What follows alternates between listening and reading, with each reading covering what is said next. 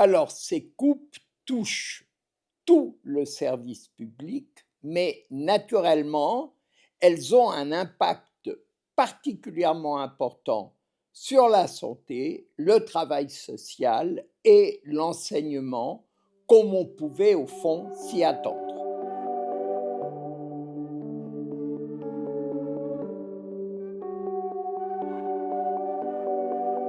Que nous arrivons dans une période où, à un moment donné, le budget dérape ou fait semblant de déraper, je veux dire, mais quand cela se produit, nous sommes depuis des années et des années dans une situation où le service public ne correspond plus aux besoins sociaux. Et ensuite, nous avons le dérapage, l'entrée en jeu des politiques de petit équilibre et de frein à l'endettement.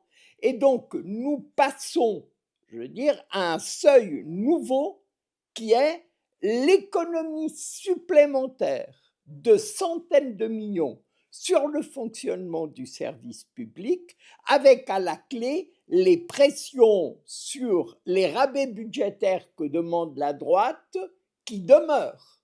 Nous sommes dans une situation où des choses extrêmement décisives sont mises en question.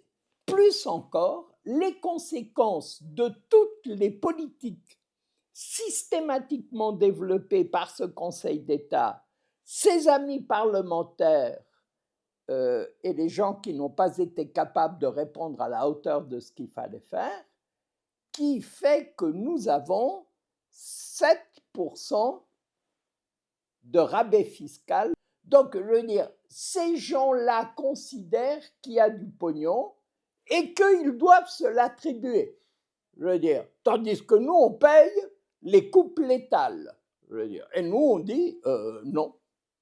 Nous, non seulement on ne paye pas, mais encore on a le projet sociopolitique, culturel aussi, qui est un projet contre-hégémonique, qui est la construction systématique d'un service public qui réponde aux besoins des majorités sociales.